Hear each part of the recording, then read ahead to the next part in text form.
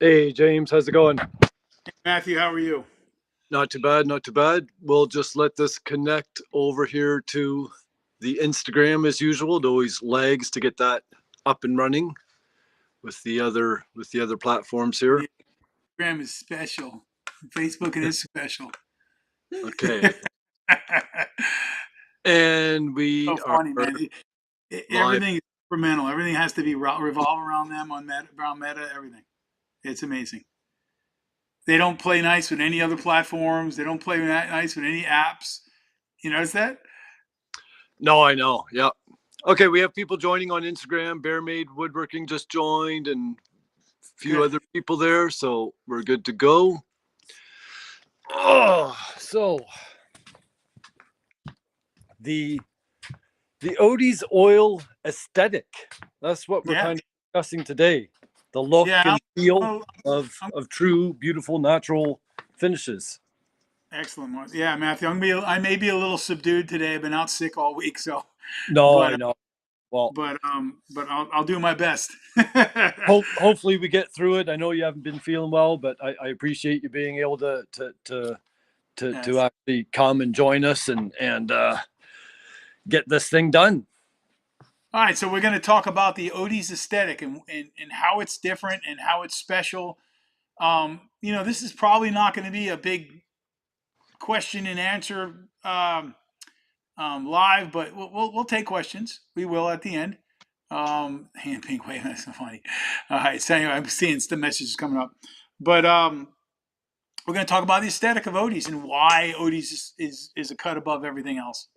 Why an Odie's finish is really special, and then also Matthew's going to share what he's learned over the years by using Odie's and ditching the lacquer finishes and the poly finishes that he used to use for all of his projects, especially after he learned the Odie's oil aesthetic and Yes. and why and what it does for his projects and what makes him puts him aside from other woodworkers out there, which makes his pieces very special and beautiful. So, what do you want to do first? What do you want to tell us about? You got anything you want to show us, Matthew? I think you got a couple lacquered pieces over there Yeah, I that do. that Yeah. you do back in the day when you used to have your lacquer spray booth in your shop and did all kinds of work for all kinds of big designers, and you handled some major work for one of the biggest coffee chains in the world. Yeah. Yeah. so and that was back in the day when you did lacquer, and you made the switch to Odie's because you realized that lacquer was not performing the way you were told it would perform. It did not share the same aesthetic as a properly oiled finish piece can get with Odie's, and also you were poisoning yourself doing those lacquers, All of the and above. and all of the other and those stinking finishes just don't last. They tell you they do, they just don't. And like one of the things we talked about today, what's the definition of insanity? Putting polyurethane on your deck or your boat or your siding or your house or whatever it is, only to sand. Let's talk about exterior or your door, only to have to sand it off a year later, maybe 2 years if you're lucky, and then put more poly on it, and then repeat the process all over again. Over and Uh, over. and Yeah. literally in 6 months, your poly finish is looking like crap outside anyway. So most Absolutely. people get tired after about a year or two, and they try to sand it all off, and that's a nightmare. But yeah, that's the definition of insanity in my book. I just can't not believe people keep repeating themselves, doing the same thing over and over again. Just like the gentleman you spoke to today on one of your tech support calls. It was quite interesting what you shared with me, and how this guy was programmed to believing all the nonsense that's been put out by the coatings industry over the last 9 decades, 7 or Yeah. 8 decades. Yeah, and I fell victim to it myself. I was in it for a long time, so I was a spray guy for many years, too many years. My I only wish I had found Odie's much sooner in my career. And yeah, the I used to actually kind of think some of the lacquered finishes looked nice back in the day, but I guess the world that I was in and the people that I was working with, I didn't have much of comparison to real oil finishes because there wasn't really anybody in my arena that was really using them. So I thought they were okay, and that's all I really knew. That's what I was taught. That's what I thought the industry standard was, and all those things. And there was part of me that didn't really like them though, because there was just, I'm a wood guy. I love wood, and there was just always something about spraying out this lacquer, conversion varnish, or polyurethane, whatever it may be, over the wood and kind of hiding it and covering it over and losing that real touch and look and feel of the true beauty of the wood. You're masking it over, and that with all the toxic components of it, and I was really starting to get worried about my health. And over the years, seeing the shortcomings and the failings of the film forming finishes, where they never look as good as they do on day one. Once that piece goes out into the world and starts getting used, the looks go downhill, and they go down pretty quickly. It gets, the micro scratches and the marring, and geez, if it's ever presented to any kind of moisture or real tough situations, it's peeling and flaking and chipping before you know it, ambering and turning yellow. And it doesn't coincide with that natural aspect of the wood. It just doesn't work. And we can show some quick examples. Yeah, right we could talk about this all night, but let's show some examples of it. That's true. Yeah, so I did show a couple pieces of walnut on one of the posts to kind of advertise this live. And these are two pieces of walnut from the same boule. They were originally both finished with the same lacquer finish. And I still have some pieces from earlier in my career in my home that are finished with those lacquer finishes because that's what I was using. And I am slowly but surely sanding them off and stripping them off and getting them refinished with Odis. And for all the reasons we just talked about, why I would be doing that. And here's a prime example.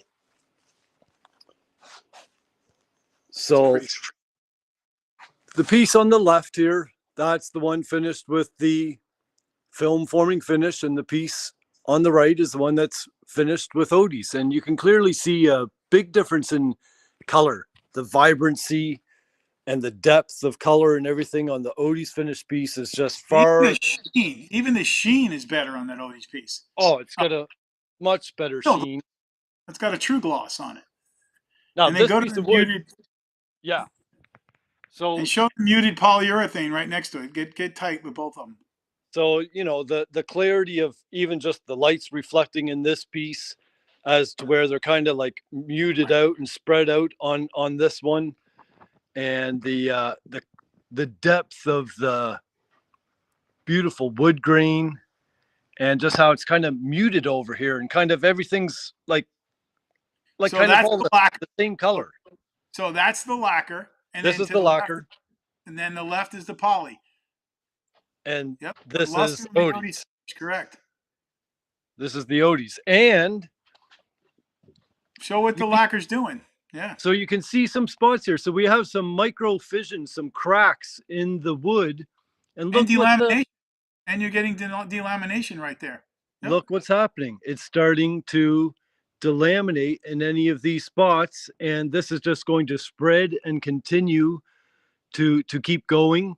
And the scratches in here are kind of ugly, and you can't fix these if you ever wanted to. You would just have to sand and strip this whole thing down and redo it from scratch. And it's kind of hard to convey, but even the texture, the feeling of this piece, it's not pleasant. It feels like plastic. Your hands kind of stick on it. It's like not smooth and silky. It has that slight orange peel type of feeling. Yep. As where the Odis piece is just buttery, silky smooth, and just like, you know, a phenomenal look. It even sounds better. It sounds better. How's that? Tell me. Just by rubbing your hand over it. Like it like the sound of your hand gliding over the top of the finish. It just, I don't know if you can hear it on there, but it sounds better. I don't care. That's what I'm sticking to it. So, and Come on, yeah, man. the sheen. Look at that beautiful reflective gorgeousness. So both And so you got somebody who's how long was each piece both each piece applied? Years. Both of them have been years. years. So this was finished years ago. Many years. I finished this piece at least 3 years ago. The Odis one. This was finished longer than that because it was already finished. They were both finished with this finish about 5 or 6 years ago, and then I sanded this one off when I first moved here. That was actually closer to 4 years now, three and Yeah, a you've half. been 4 years because you got in there right after, not long after I got in my house, my new house. Yeah, So yep, you got in there about 8 months out, 6 8 months after I got in mine. So that's almost and I've been in my house almost 5 years. So yeah, about you're close to almost 4 years. yeah, almost 4 years, and it still looks Beautiful. Look at absolutely how amazing. beautiful. So Scott, your question is how long are they going to last? Well, Odie's going to outperform the lacquer any day of the week, hands down, no question about it. I would do that test with you for the next 10 years and bet you $1 million that we beat Yeah. it. Oh, I know Okay, it will. our stuff's going to outperform any day of the week. This Any piece day. is already Lacquer is a false paradigm put out many decades ago, and it's a big farce, literally, just like the polyurethane in most film forming finishes. Lacquer, conversion varnish, polyurethane, and that's a post cat lacquer. That's the strongest stuff you can get. Yep, that has a vinyl sealer and a two-part conversion varnish, post cat conversion varnish, and it's already failing. Like that's a failure. You can't, Yep. that's disengaging and separating from the surface. Odis will never do that. It will never peel, flake, or chip. This is a little bit off of Odie's topic, but I want to share something else real quick with this piece. So back in the day, here, let me just get turned around back to myself for a second, and then we'll flip it back around. Front camera. Oh, why didn't it switch back to me? Come on. Just turn your. Oh, you can't turn it around. Turn your camera around. It's just glitching out on you, Matthew. It's not going to let you. Okay. Yeah. So Well, obviously doesn't let you. anyway, What's the story? What do you want to tell us? back in the day, I did kind of, get into epoxying things. You can see some tiny little epoxy fills in here. I filled in this knot. I wouldn't do that today. I would do something completely different. But here, I epoxied this little crack. But you see what's happened? It cracked right beside where the epoxy was. Yeah. So, Distress. the stress. It's a So anyway, you got to put bow ties in. I put bow ties in everything now, and I just, omit the epoxy for the most part because that's what's going to happen over the years. Yeah, maybe you fixed it, but then a couple years later, the stress, and then it just cracks right beside the epoxy. Yeah, a lot of guys aren't doing their customer service by doing stuff like that, and then it's putting it out there because 3, 4, 5, 6 years down the road, it's going to open up on their customers. And you're right. Yep. You're Yep. correct. So here's another example of a piece that was finished with the best of the best film forming finish. This is in my kitchen, So and that's a post cat lacquer with a vinyl sealer again. yep, vinyl sealer, two-part conversion varnish, post catalyzed. Look at the And crack. Look at the the chips. Look at cracks, it's all disengaging, it's all lifting up on all the glue seams, water's getting under there, you have mold, and there's stains and discoloration. Everything's kind of all lifted here. This thing, there's no fixing it. I have to That's completely. post cat lacquer. Put that sign in the middle because people are going to sign in and not know what it is. I'm telling you, that's a post cat lacquer with a vinyl sealer, and best of the best, top dollar stuff. Matthew used to spray it in the spray booth. Garbage. I mean, literally garbage. I used to laugh when I see guys acting like they're the wear all tell all, and they got their spray booth and all their personal protection on and all this stuff. They spend all this money and they got to worry about all this crap. And they go, I got the best lacquer, and then it's just shit anyway. Literally, in no time, it goes to hell like that. And here you are in your own personal kitchen, yeah, and you destroyed it. And a little backstory of this piece. So this was finished. I had never touched it because I was selling these as coffee tables with some metal legs. And then when I moved into, so it had never been touched, never been used. I put this as a temporary counter in my kitchen until I built my own that I could finish with Odis. And so this happened within 3.5 years. It's toast. Toast. Now show them the Odie's finished stuff again. You show them some old stuff you been using for a while. Things that have been in your shop, your chair. You got all kinds of. That's not Odie's finished, Matthew. You just showed us the damn lacquer finish. This is Odie's, man. This is Odie's. Oh, that's Odie's. Okay, that's Odie's. That's lacquer. This one's Odie's. Okay. Yeah. Well, I have coffee tables and dining tables and all that stuff in my house, but I can't bring those in here. Your sheen is better on the Odie's. So the Odie's aesthetic is about depth, chatoyance in the wood. Look at the chatoyance he's got in that rocker right there. Amazing. You can't get that with a lacquer. You can't get that with a polyurethane. You can't get that with the varnish. You can't even get that with a French polish, because the French polish over time, it's going to cloud up your finish and it's going to look like a thick layer anyway if you do a French polish right. Even though a French polish is gorgeous and beautiful, I personally prefer the aesthetic of a properly oiled piece than a French polish, to be honest with you, because you get the depth, the clarity, and the chatoyance in it. And also you get the sheen that is just fantastic.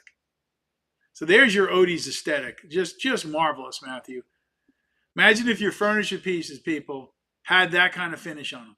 Now, that's end grain there, which is might be hard to finish, but you can finish end grain with it, no problem. Still looks beautiful. Still has a nice sheen. Still has a nice sheen. Doesn't have the sheen that the other pieces have, but no. Well, I didn't try to get a high sheen. It's a cutting board, right? So it's that's just a average sanding. Sanded that to 220 or something probably. Which Odie finish was used on the wall? Odie's oil, sir, or woman's? Oh, Woman's Mill Woodworks. I called you, sir. Is it woman's or Warman's? Oh, it's Warman's. I can't see. My eyes. I'm an old guy. Let me put my glasses on. Yeah. Okay, there you go. Warman's Mill Woodworks. That is oil on the walnut. Fountain pendulum, the luster of the Odie's finish. That's right. And you can touch up the Odie's if you ever need to. Dusty mustache. He's correct. You were correct. Okay. Bow ties. Yeah. Okay. So that's all we got so far. You got any more, Tracy? Go ahead, Matthew. I'll let you talk. I'm sorry. So aesthetic. What does that mean? Well, to me now, Odie's is the aesthetic that I desire, that I want, that my clients want, my customers want. And it's just not to mention durability as well. The durability on the Odie's finish is far superior to any lacquer.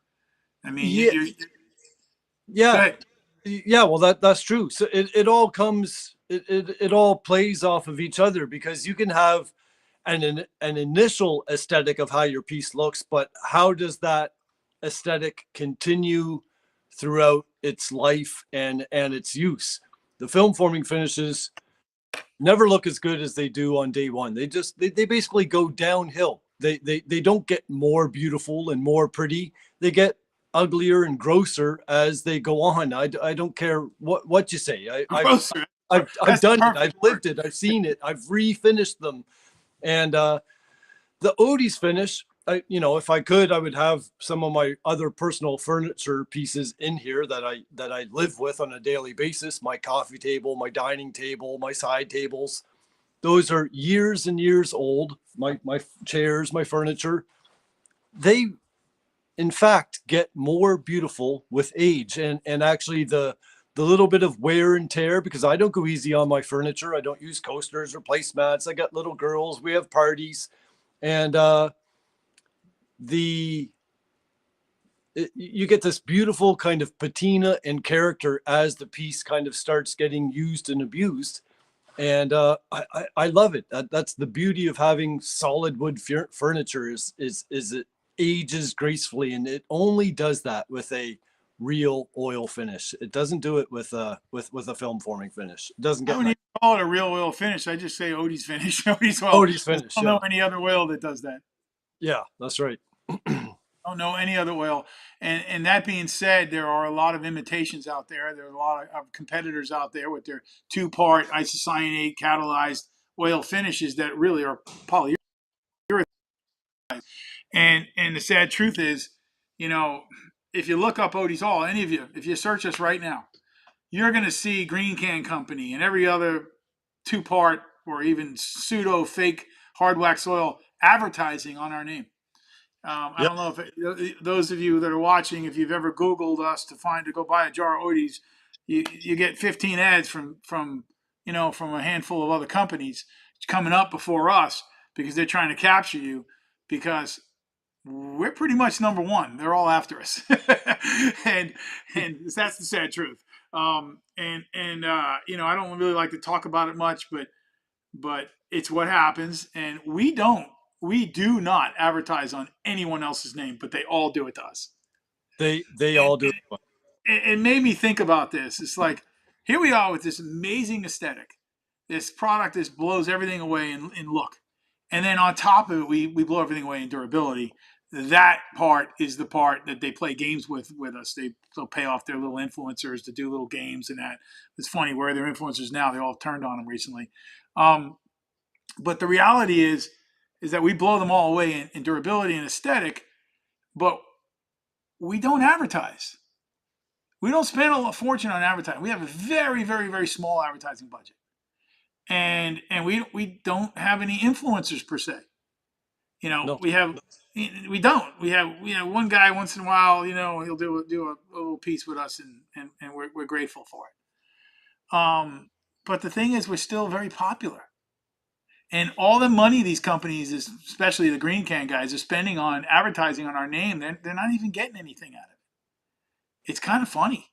Yeah. We just did some of the metrics today, and it's because we're that much better. We're that much better. We don't have to cheat and literally pay for their trademark so that we can advertise on their trademark. We don't do that. They do it to us. So I think the only thing they really have going for them is their advertising budgets. Yeah, they out advertise and out market their stuff, but when it comes down to the actual beauty and performance and all the qualities of what the finish really does. I won't do it. I won't do it. Not because I'm cheap. Well, early days we couldn't afford to. We can afford to now, but I won't do it because I just don't want to play dirty. I don't believe in stealing, the RM guy's name and the marine mammal excrement guy's name, which is garbage anyway, and or the Ono brand's name or the bird guy's name, whatever, whoever it is that advertises on my name. But you Google our name, and my God, if you're in Canada, you're going to see them coming up. You Google us here in the States, you're going to see them coming up. And the reason why is they're literally paying money for our name. Yeah. We have never, ever, ever, ever, ever done that. Not once. Now, we have dealers that may have done it to somebody, one of our dealers or distributors, and I don't even like that. Yeah. But we don't believe in that, and that's the funny thing about it. Well, let's go back to the aesthetic of things. So we do have the aesthetic. We have probably the most appealing looking finish on the market, bar none. I've never seen another finish come close. I never have. The only thing other finishes I like out there, the look of, is literally a French polish sometimes. And even that can get a little tiring after a while, and it has a tendency to really amber and get cloudy, and you lose all that depth and that chatoyance that you are retaining with the pieces that you've done with Odis. And like I said, you got pieces now that are 7 years old, 8 years old. About 8 years now I've been using Odis, yeah. and you haven't lost any clarity. No, In fact, it gets even crisper with age. it gets better with age. It really does. Just like a lot of things, like a fine wine, or as a lot of things age gracefully, and Odis's finish is definitely one of those. And the other beautiful thing about the aesthetic with Odis is the different looks and feels that you can achieve, right? It's not just a one look or a predetermined sheen in Correct. the this and that. You can achieve basically any look that you really want. If you like that low satin matte kind of flat European type of look, you can get that. If you want the super high gloss clarity look, you can get that. If you want it soft looking, you can get that, or crispy, or dark, If you want, if contrast. you want, if you want to be the king of color, actually, not forget about being the king of color. You could be the god of color with an infinite amount of colors that you can make with Yeah. Odis. We got brands that call themselves the king of color. Well, 57 flavors, whatever it is, Baskin Robbins. Well, we're not the Baskin Robbins of finishes. Okay, we are the who's the famous chef? There's a lot of them. Julia Childs. We're the Julia Childs of wood finishes instead of the Baskin Robbins 57 flavors. What can I say to you? Okay, no, we have an infinite amount of colors you can make, and you can take your colors and get anywhere from a matte transparent stain all the way to a high gloss opaque black or opaque blue, and you can do it in a couple of coats. Yep. And that's it. So, and not to say that you can't get a matte opaque black, because you can with Odis. You can do anything with. So you have an infinite amount of choices. You have the most beautiful aesthetic, and then on top of it, you got the best durability in the industry.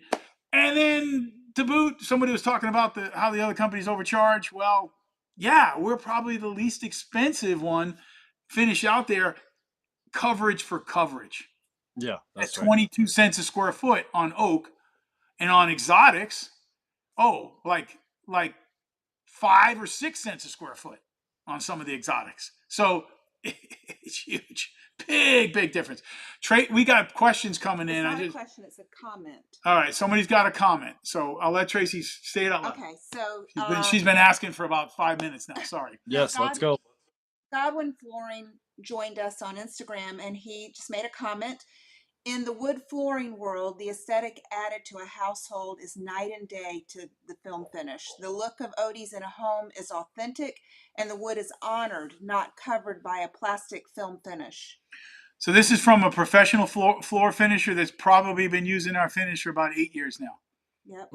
Maybe longer, maybe more like 10. I think 2015, I think he started using it. So it's almost 10 years. Well, you really think about it, and putting a beautiful natural wood floor in your home, it's a really big feature of the home. And so you've spent all this time in harnessing the beauty and the qualities and the structures of nature, and then you take it and then you slather some chemical crap on it and lose all that natural beautiful aesthetic of real wood. It's just kind of so depth, chatoyance, sheen, unparalleled sheen, guys.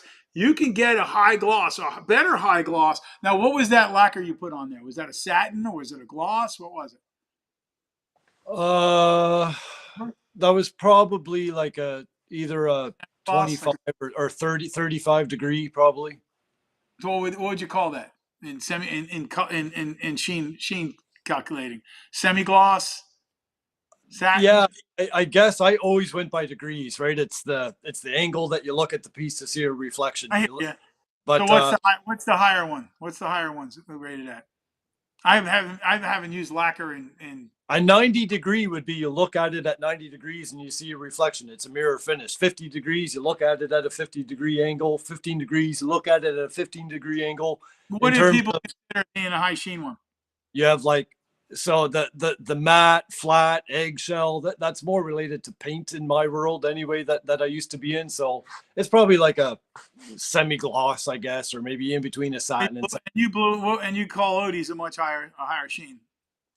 Yeah, And well, that was back when you didn't do some of the tricks I got you doing now with the 2000 yeah, grit. And the there's no tricks. That piece was probably sanded to 400 or something, but it has the full treatment on it. It has oil and butter and a wax on it.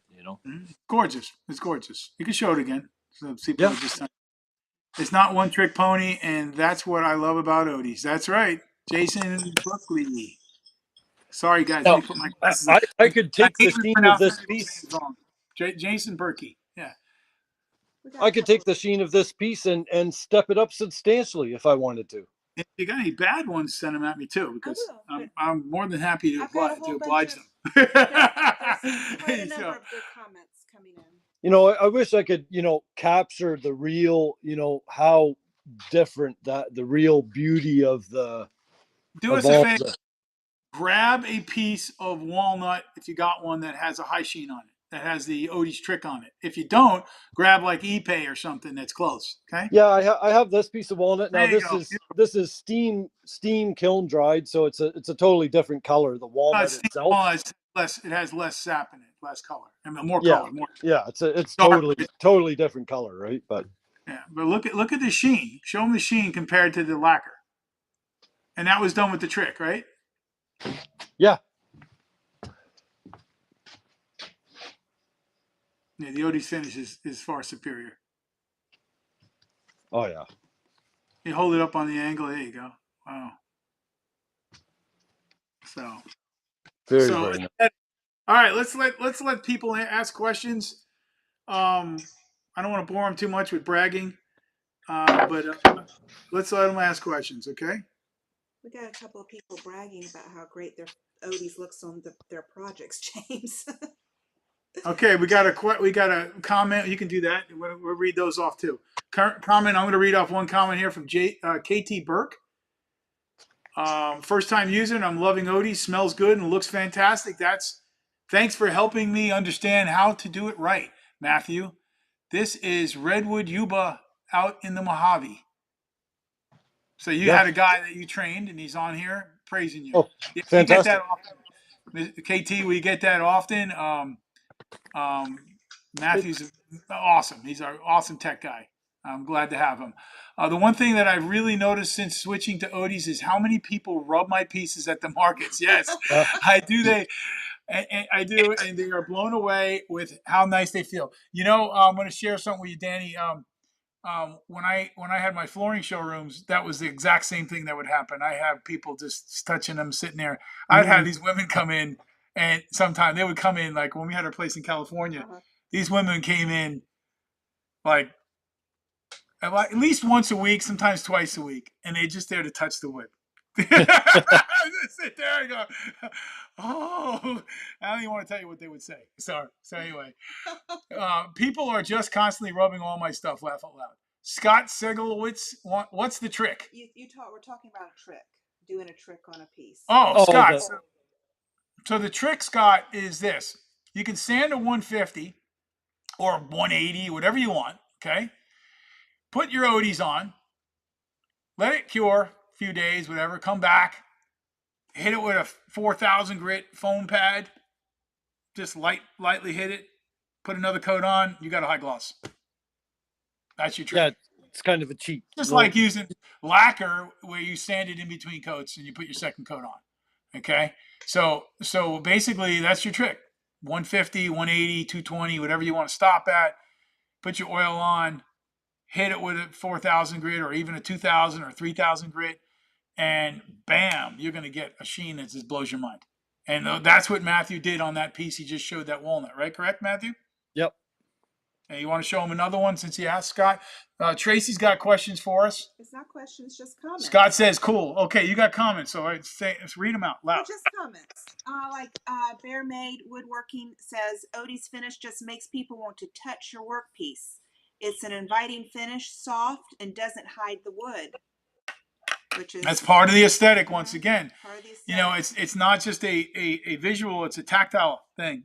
It is a olfactory thing when you're finishing as well. I mean, the smell is amazing. So the truth is we've kind of hit all the senses. Now the smell's gone after your piece is cured and done. But now you got this feel that is just amazing, and the chatoyance and the look. And then also it does save the color in woods like that Purple Heart. Yes. So It, this it this was saves it longer than any silly conversion varnish or lacquer or polyurethane or UV inhibitor crap, whatever they want to call it. The Purple Heart will keep that purple longer than anything else out there. Now, it's not always going to be the weird purple that it first started. It actually goes to a pleasant purple like this that. this piece is probably getting close to 8 years. I finished this like way back when I first started using Odie. So that's probably at least 7 years old. And That's is that got the does that have my dark or my oxy on it? Because that's what I used to tell you to do. Even the dark and the oxy will hold the color. It just darkens it. Did darkens it? it. It makes it more of a blacker eggplant purple kind of thing. Eggplant purple, yeah. Yeah. And so, did you use the dark on that or the oxy, or did you just use the regular? I Do you don't think remember? so. I think that's the regular. I think that's the regular Odis. Try one with the dark. I think you're gonna like it. Okay, it's a different look, but you're gonna Yeah, I like it. do. I just did recently. I have like the sister piece to this slab that's finished with the dark, but I have that upstairs in the Do house. you like it? Do you like it? Yeah. Oh, I do. I like it. I can already tell the difference between the two. It's already. It probably will look a lot like the earlier piece you showed us. It'll do that pretty quick, and then it kind of goes to a more of a. It starts going to this eggplant color, and it's got some blacks in it. It's really beautiful. I think I'm going to have you do that on my base for my house. So just a little side note. I went to a a little market last week, and I took some of these boards with me. And it's winter here in Canada. And it's cold. I had these pieces out. It was so cold that the Odie's cleaner froze on the table, and we have that kind of night dew. So all these pieces got dew on them, and then the dew froze, and all these pieces were covered with frost. And I brought them inside after the market was done, the ones that didn't sell, wiped them off, and they all still look exactly as how they looked when I took them there. So there's a low sheen piece and still looks That's a low phenomenal. standing. That's a higher sheen. Higher sheen. Yep. Yeah, All all right. different, So all somebody, different sheens. Richwood Resins just asked a question pertaining to what you just said.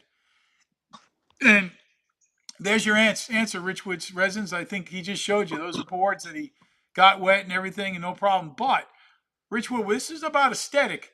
And I want you to think about what you're asking for in a cutting board. And that's it's not a that what you're asking for really is not something you want to do in a cutting board.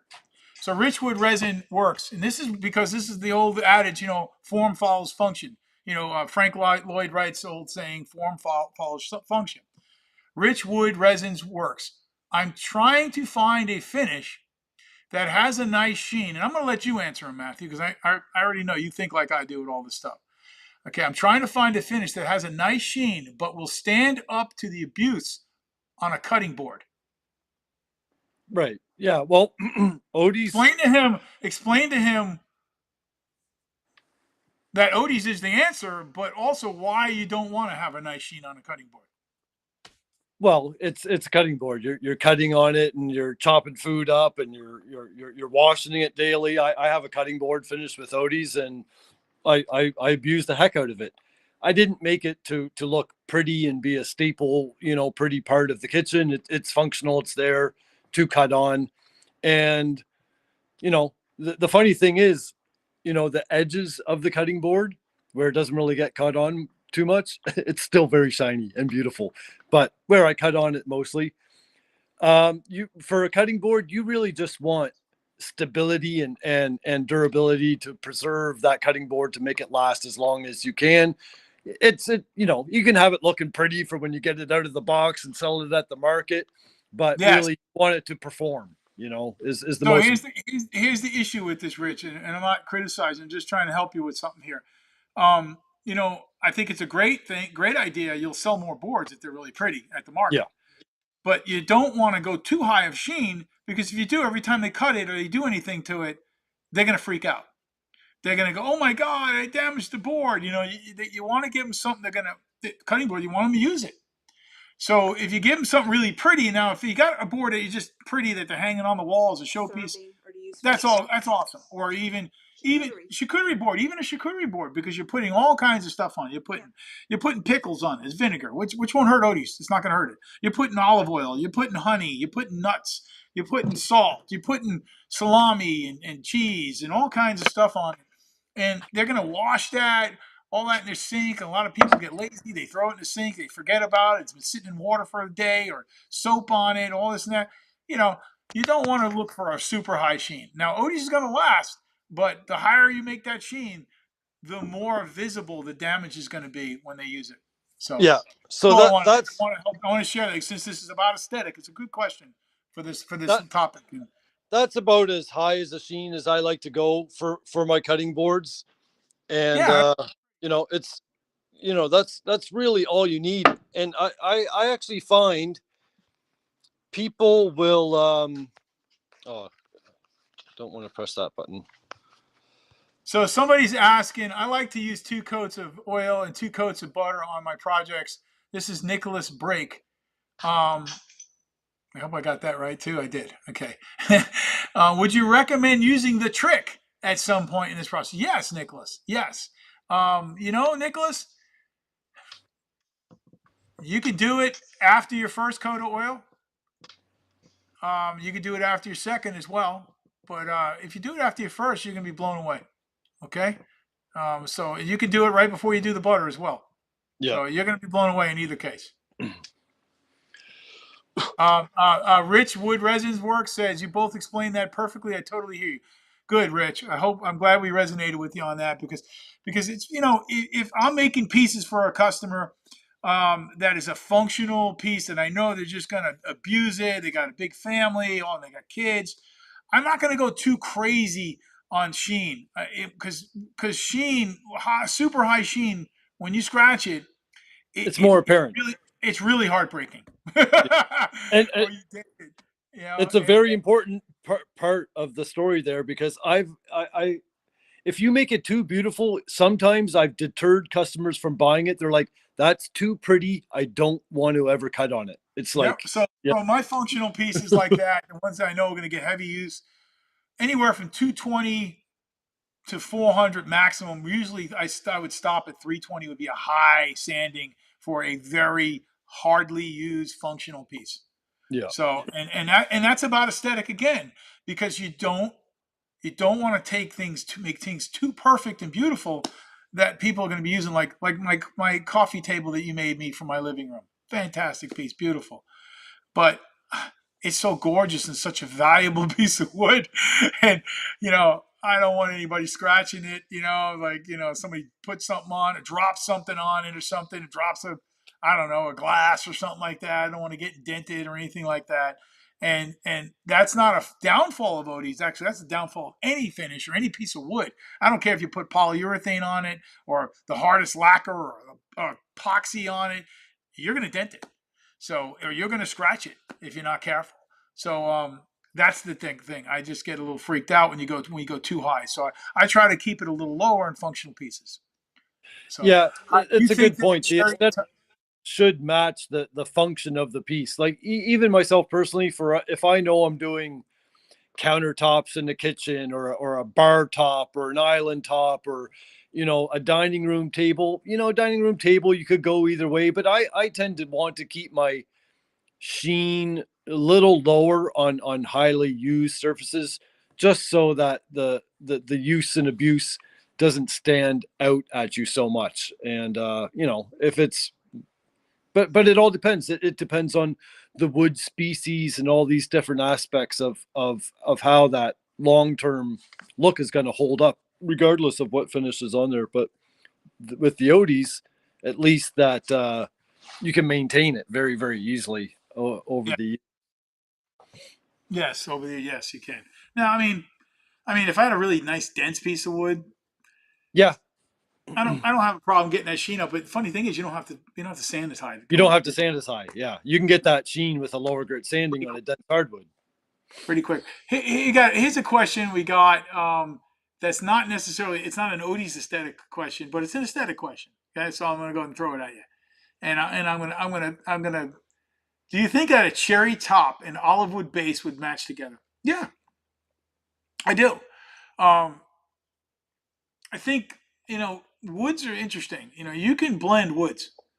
You can mix natural color woods with each other.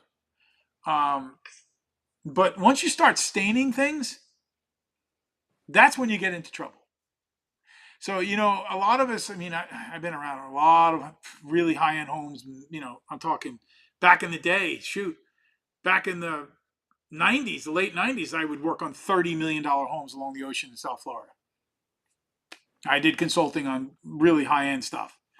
And the funny thing is, you go into these interior designers, they're famous for this. They go and they pick a stain that they made. They got this stain, their special color, or this or that. Well, once they start introducing these weird stains in your cabinets or your floor or your paneling, whatever it may be, you're kind of stuck.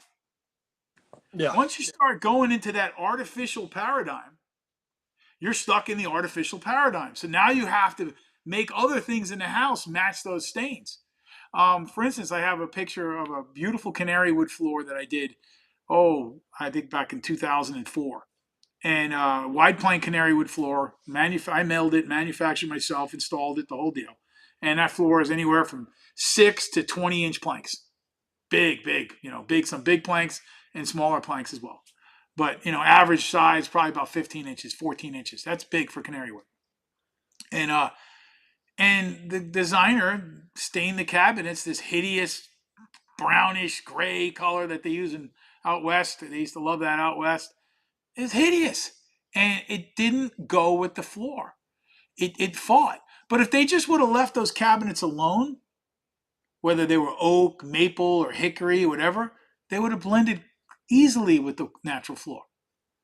So aesthetic on wood, if you're going natural wood to natural wood, you pretty much can go with anything. You just don't want to do too many different color woods and species of woods. Then you start looking like you're showing off. But I think you could pull off an olive wood base with a cherry top I because, think they share some qualities, well, they all do. certain colors, and even if they're totally contrasting, I have all those pieces of wood on my bench there: purple heart, They Brazilian, all go together. cherry, zebra wood, cherry, ebony. And you I can mix either can one pair with any of those together and they'll look great. Yep, yep. But That's the beauty of it. So when you start staining things, that's when you start getting into trouble. So the guy was asking the question about wood species, using two wood species together. It's fine. I think that would be nice. It's up to you. It's up to what you want, what you're going for, and what you like. I would just say, just don't go start doing all these different other woods mixed in and all that stuff. And sometimes that could be cool, but sometimes it also could be a little too much. So cherry with a olive wood base, yeah, I'm fine with it. I think it'll be cool. And like I said, but once they start staining things, and that's why you see a lot of these houses are all matchy. Everything is gray. Yeah. Everything is this weird brown, this gray brown. Everything is this. Everything's got to be matchy.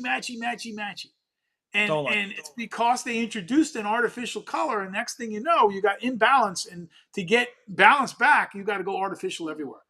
It's kind of like humanity. I don't know. I go back to the Garden of Eden story. And once man got out of balance, he's out of balance. He's gone. He's out. And now he's in this. How can I say it? I don't want to get too philosophical, but once they were introduced, they ate from the tree of knowledge. They were introduced to knowledge. Okay, they got cast out. It's the old story. It is a story that everybody can relate to, even an atheist. Okay, because once you're cast out and you got some knowledge, you're not going to be you were in perfection, and now you got taken out of perfection by knowing a little bit about this or that. You're never going to get back to perfection until you know everything about everything. And that doesn't happen. And that's not going to happen Nope. for a very long, very, very long time. It may be eons before humanity becomes, have the intelligence of God. It'll never happen. You know, I believe it'll never happen, but to get anywhere thinking they're close, it would take eons. Now, same thing with the color. Once you start introducing fake color, you're kind of stuck. So I hate to say it. Yeah. People may disagree with me, but it's what I've seen over my many years being a floor manufacturer, furniture manufacturer, going to art school. You know, my whole background is in art and aesthetics. So to me, you know, once you start getting off kilter out of the natural world, you're toast. But let's focus this back in again. Okay, thanks for the answer. When I'll finish it, I'll post the pictures. Awesome, thank you. Of course, it's going to be Odie's. Missed the spot on my table sanding initially and have already applied Odie's thin 3 coats. Would you advise? Matthew called and helped in Southern Nevada. I have the acacia dining table. I'm not sure what they're asking for, Matthew. I think maybe she might have missed a spot sanding, and she's done 3 coats of Odie's over. Katie, it's hard to fix unsanded pieces. You know, sanding spots that are bad. So, I would say that your best bet is to Matthew resand. Well, I don't really believe in touching it up because in that aspect, because I don't think I don't even think, because I saw her pictures and I'll give her a call tomorrow. I don't even think it's a missed sanding. It's a big cookie cut of acacia wood, and I think it's end grain. It's end grain. The whole thing's end grain. I think it's just a couple funny spots in the end grain. I have a trick for her that I think is going to fix it up, and that's basically just kind of going over the entire piece with a non-woven pad under the sander and kind of giving it a burnish and then giving another coat. And I think it's going to fix it up. And the wood butter. The wood butter will help. And could do it with the wood butter, yeah. Okay. Anything for me, Tracy? No. Okay. I think we got all the questions here. Is there something else you want to talk about, Matthew? I'm glad to oblige you. We'll go over it. But I'm looking here. I like the 2 coats. I don't see any more questions here. If you got more questions, throw them at us now. But why don't you show everybody one more time the aesthetic, the difference between Odie's and a lacquer finish on those 2 pieces of walnut. And I think this is going to be a short one tonight, which is nice. Yeah, I have one more comment. Like throughout my, my own personal experiences of having been indoctrinated into the film forming finish and now being a very, very avid Odie's, user for life, and love teaching it. And with talking with a lot of our customers, the aesthetic is a thing, especially if you're coming from that film forming world and then entering into the Odie's world. It's a little bit of getting used to. I talk with people, they want to use grain filler, right? So you're taking a natural, beautiful piece of wood that has grain and texture and variances. Now you can get that all perfectly beautiful glass smooth with sanding, but to me, I don't like that grain filled look. You're essentially taking a film forming substance and filling in and masking in the grain. And yeah, you can get it all like glass, smooth, I suppose, but it's now unnatural. It's not how. Well, that's part of the difference between that other piece you showed as well. Because you lose those 2 pieces side by side, you lose a lot of the grain in that lacquer piece. As a matter of fact, that grain starts looking like fisheye. It starts, and you can express those natural aspects of the wood. So it's kind of resetting your brain in the way that you kind of approach things. And the other issue with using grain fillers is you're inhibiting the cross linking of the oil to the wood. Yeah, and that's really important, But also, you're just not doing yourself any service. It does make it look uglier. It does mute the chatoyance in the wood, and then also the grain fillers have a tendency to yellow and go bad on you. They start looking uglier over time, and that will amber your piece as well, and you don't want that. So grain filler is not the way to go. The grain filler is there because those lacquer finishes and those urethane finishes and those film forming varnishes and film forming finishes do not fare well when they're applied to a porous piece of wood. They don't look as good. They don't look down as good. So they're actually quite complex to use, and they're just garbage. Now, if you go back and show them the difference between those two, that again, you can show it. It'll show the clear. What's the word called? So yeah, if you like for a lacquer, if you don't do the grain fill and you build up many coats of lacquer, what's that word?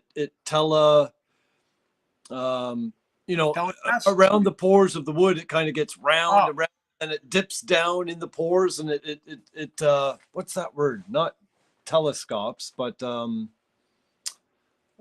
can't think of the word. Sorry, right now. man. Forgive me. Like I said, it's been many, many, many, many years since I've used a lacquer. Telegraphs. It kind of telegraphs. That's what I said earlier. Telegraphs. Yeah. So yeah, it doesn't look good, but I encourage people to. So when I was a cabinet maker, I used to make cherry kitchens, a lot of cherry kitchens. I went for perfect, clear cherry, no knots, no sap, no nothing, boring. Everything looks the same. That's what people wanted, and that's what I did. And now I like my personal furniture is called of earth furniture. I want to embrace the natural variances, the differences, the character, the knots, the all those unusual perfect imperfections, and embrace all that natural beauty. And there is no better way to preserve it and enhance it and beautify it and protect it than with the all natural Odis oil, right? So yep. Those beautiful highly figured pieces and pieces with character and all that stuff, when you add something unnatural to it, you take away from that beauty, and it just doesn't work. So I encourage people to embrace the natural beauty of wood. And sorry. Sorry, just yeah, I'm listening, Matthew. And to enhance it with the natural beauty of Odie's oil, really. So there you go. Yeah, that's the, keeper. Yeah. It's what a drastic difference in terms of color, and this just looks all like washed out. It's just like, get a close up, Matthew. Close up. There you go. Close the both. Yeah, we'll answer questions. Please throw questions at us. Please. Yeah, see how like it. Even this is kind of telegraphed, and those pores just kind of look kind of gross, and then the pores over here are just very, very nice and closed off and beautiful. So yeah, Tracy got questions for us. Go ahead, Tracy. Okay. Speak loud, so they can hear you. RVA Design asks, I did my first teak board with Odis. Look at that hideous vinyl seal. And found it absorbed the oil much more than the cherry I typically use. I'm assuming I keep applying. Well, that's not an aesthetic question, but the reality is that does he? So he's asking, do I keep applying new coats until the surface remains tacky? He's saying he's assuming that's what he would do. He needs to call us up and we'll talk to him about it. Okay, he's got some issues there. Well, he's not. Teak is very easy to finish. He's probably using too much oil. He thinks it's sucking it up, but it's not. Okay. Yeah. So the reality is teak you're going to use almost nothing on, because teak's a very oily wood. So you're going to use very, very little oil. The guy's asking about the teak, and you got to make sure you buff it all off. And this is probably part of the problem. You're probably not getting it all off right away. So you might want to send us a quick email to info@odisol.com or give us a call, and one of us will be glad to help you with getting that right. So what's the next question? It was from Bear Made, but it's just, should you use a super pen on an in-grain cutting board? I think you guys were talking about that earlier. An advantage or hindrance? It's not necessary. He can use it, but Bear Made's pretty familiar with our products, so he can use it. Okay, in-grain cutting board, not a problem. But I would still top coat it with Odis. Okay. With Odis, yeah. Yeah, the first time at least, and then if your customer for touching up, your customer can use the super pen for touch-ups if they want, or the regular Odis. So just don't flood the piece with tons of super pen. It's very light, yeah, very little. Use it very. The issue when people get into trouble is with super pen is they use too much. They use too much. Yeah. And the gentleman that was doing the or person that was doing the teak, it's most likely he used too much. So the person was saying that the teak is sucking up all the oil. No, something Yeah. else going on. Yeah. Okay. Yeah. Any more? It takes very little oil to Did finish. you person on YouTube for me? I did. Oh, okay, good. Yeah. Oh, I didn't realize. I thought I had YouTube. And our Well, man, I'm gonna do some more like independent videos on different ways to achieve. We're continually trying to teach and educate on different tips and tricks and aspects of ways that you can get the looks and feels of your pieces that you want. I should show this mango piece since I just did the video of this. Yeah, please do. So we managed to have an aesthetic that nobody can match. Not nobody. We got pictures of. We were going to do that tonight, but we decided not to. We got pictures of the competitors' stuff and ours, and on Babingo, their Babingo is muted and yellow and hideous looking, and ours is bright and beautiful and chatoyance and depth. We could do that. I guess we were going to do it, but we're having a hard time figuring out how to get pictures up on the screen. Yeah, that mango was gorgeous, Matthew. Tell us what you did to that. Yeah, so this has 3 coats, as one SPO, one Odis oil, and one Odis wood butter, and this was sanded to I think like 320 or 400. Beautiful. And it is silky smooth, and just I love that this nice sheen on here just fits this piece so well. It's beautiful. All right, man. Well. Next week, I think we're done tonight. We went an hour, so I think we're done. We don't need to go 2 hours tonight. 2.5 like we did last week. Absolutely beautiful, Matthew. And the person that was asking about mixing species, there you go. Look at him. There's his Oh his yeah. beautiful Anglewood slab, and he's got, what do you got in there? Purple Heart bow ties. I'm not looking at it. No, it's something dark. uh Oh, I got you. Something else. Oh yeah. it's oh my goodness, I can't even The think of Shedua? Sedua. Yes, you got it. Yep. Yep. Shedua is like a subspecies of Babinga. It's a sister species to Babinga. It's very similar. Yep. Yep, that's exactly what it is. I'm the exotics guy. I know exotics very well. And no filler. Just nothing's gonna go wrong with that. So somebody wants to know if this Odis is going to freeze. No, don't worry about your Odis freezing. But I will tell you that, Danny, when your Odis, when it's cold, it's going to be much thicker, much thicker. Yeah. When the Odis finishes are very susceptible to temperature. So when it's warm, they get really thin. When it's cold, they get really thick. My Odis came in. I was looking forward to trying it. It's awesome, Kevin. Kevin Weber. So the cold won't hurt it though. Just all right, bring it up to room temperature. Next week, if everybody here is people are watching, you give us the thumbs up on this or not. I was thinking about possibly doing all about sanding and sandpaper, the different mediums, what they mean, what it's going to do for you, paper versus cloth, different sanding tools, the different types of sanders, different applications of sanding, all that. If you guys want to know about that, please send us a thumbs up or tell us yes. If you got another subject that you guys like us to cover, we'll be glad to cover it. But I think all about sanding and your sanding finish prep is really important because a lot of people, I find, they just don't understand. And largely all the sanding that's been taught over the years, even in the woodworking schools, etc., has been largely to complement the film forming finish paradigm. Yeah. Which has destroyed, in my opinion, it has destroyed the woodworking craft and the art form.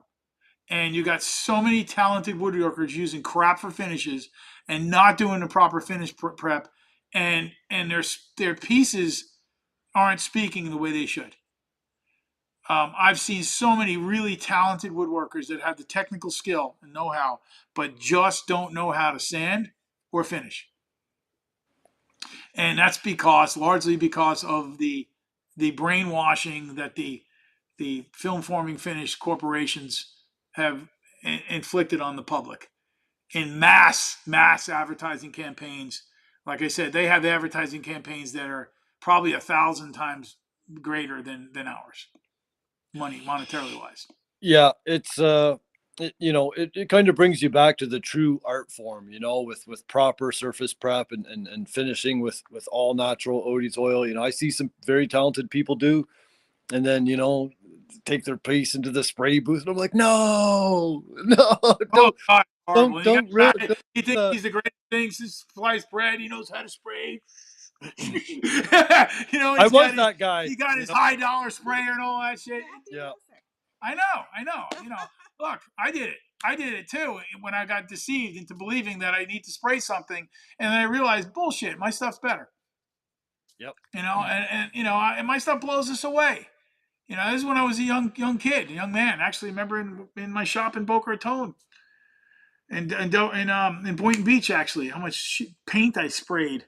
Mm-hmm. And stuff I sprayed because the customers had to have that. And back then, I didn't have a choice. I had to do what they asked me to do to make a living. But later on, I became the guy that I had full thing. So one of the guys, we got a lot of people saying yes about the sandpaper and the sanding. We got one guy, he's funny, Elite Blanco. At least he's honest. Yes, but just know that I use always the cheap paper. Well, Blanco, we're going to tell you why you shouldn't use the cheap paper. Okay, so don't go cheap, because if you go cheap, you're actually spending more money. You're going to be working harder. Yep. Your paper's not going to last as long, so you're going to be going through a lot of paper. And you're not going to be getting as fine of a finish, and you're not going to be selling your works as much. So going with cheap paper is actually going to cost you more in the end of the day. Going with a cheap, maybe not everything, but a lot of things, like you can buy the cheap tool and buy it 5-10 times throughout your life, or you can buy the expensive tool and buy it once. Cheap paper is going to get you nowhere either. So it really isn't. Sorry to tell you that, dude. First of all, a lot of people don't understand the heat it generates. It generates too much heat, you got problems. And if your paper starts breaking down, it doesn't cut anymore, clogs up, and it doesn't, and now you're scarring the wood. You're pushing harder. You're pushing down harder. The medium on the cheap paper, the particle sizes aren't consistent. You're going to have it's just going to have problems. There's going to be contaminants in your paper. There's a lot of reasons not to use cheap paper. It really is. It's cheap for a reason, right? You get what you pay for with stuff like that, for sure. Love my Grant. I don't know who he's talking about. That's Grant. That's the sanding paper, I guess, huh? Yeah. Oh, Garnet, maybe? Called it Grant. Oh. Don't know. We use Norton because Norton's one of the biggest in the industry, but they have many tiers of paper. Too many, almost. Several tiers of paper. And at a certain point, now you're splitting hairs. But when you get up into the ceramic and the aluminum oxide, the hybrid versions, those you're splitting hairs on. But they're wonderful papers, and we do carry them. But you don't have to buy the papers that we sell. We just want to talk about overall, in general, finish sanding, and the tools you use, and the types of sanders you use. And we'll have Matthew's got a few on there, and we've got a few here, and we'll gladly show them all, even the ones that we don't sell. So anyway, thanks everybody for joining us. I hope I answered all the questions. Somebody wants us to show how to make the tack cloth. He's talking about the little finishing wads. I'm not sure. Yeah, we need to do that. We haven't done that. We'll do that too. Yeah, for sure. Okay. I can do a video on that. Let's cut this off real soon because we're an hour and 8 minutes. I'm trying to. Hour and 8 minutes, and I'm down to the percentage on my battery is going down fast tonight. So this live stream will live on YouTube permanently, and X permanently. X, formerly known as Twitter. Yes. And we're looking great. Festool granite. Yeah. Okay. Oh, whatever. Yeah. Yeah. Granite. That's fine. That's a decent paper, is what it is. You all have a good evening. Yes, you too, Kevin. Thank you. And all right, everyone. I appreciate it. KT Perk gave us a thumbs up. So sounds like people want to know about finishing. I mean, finish sanding and sanding in general, even coarse sanding. Okay. And then also, if there's people that have drum sanders, please ask me questions about drum sanders, about setting your drum sander, about how much you should be taking off on each pass per grit. A lot of people don't understand that. I've talked to a lot of professionals in their shops, have great drum sanders, and my God, they're putting way too much pressure. They're taking way too much off on each pass, and then they wonder why their drum sander is not functioning the way it was sold to them or the way it should. Yeah. So if you have questions about equipment in the shop, we'll be glad to talk about that stuff too. Matthew and I can go ahead and we can talk about rip saws and table saws and planers and molders and all this stuff. Email your questions. Email your questions. Yes, please. And we just may feature you in one of our lives. We may say, hey, so-and-so inspired us to talk all about planers today, or all about table saws, or all about getting the best rip, or all about crosscut saws, all about radial arm saws, whatever it may be. We may dive deep into it for you. Okay. So, but actually when the sanding one, if you're an equipment person and you got big machinery and you're not getting the best out of it, you're not getting what you like out of it, please do ask on the belt sander. Yeah, belt sander, fountain pendulum. So you're talking a wide belt sander or a small, regular handheld belt sander. We can talk about that next week as well. Yeah, even a handheld belt sander. There's an art to using one of those. And disc, okay. And people are really asking. All right, guys. Well, thank you. Send your questions to info@odisoil.com. You might even want to put it on the post he puts out about it. But I think next week is going to be all about sanding. Exciting. And if you're a flooring professional, we might have a guest come on to teach you all about sanding and flooring. Actually, Paul can do that one with us. Okay, Tracy, let's go. That's a bit of a different animal. It is. I mean, I'll give my insight on it as well. I did things a little different when I sanded floors than your average floor guy. It's like the Italian saying goodnight. The Italian saying goodnight. Say goodnight. Hey, and then you go to the door. It's like when we were dating. You go to the It's like when we were dating. We would say goodnight. It's a long goodnight. When we're on the phone, be on the phone like a long goodnight. Nobody would hang up. A long goodnight. All right, everyone. Thanks. Thank you very much. See you later. Thanks everyone for joining. See you next time.